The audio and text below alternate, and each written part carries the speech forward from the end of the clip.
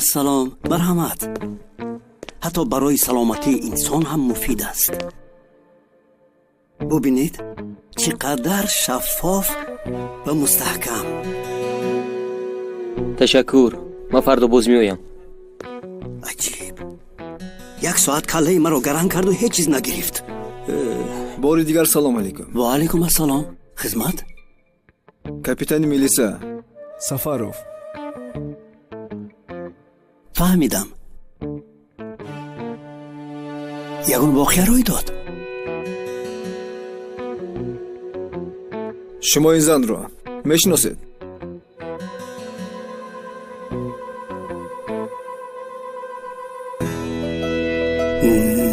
نه، نشناختم. ولی شاهدان میگویند که شما 3 ماه پیش سنگ انگشتری رو معاین کردید که الماس بود و همین زن آورده است.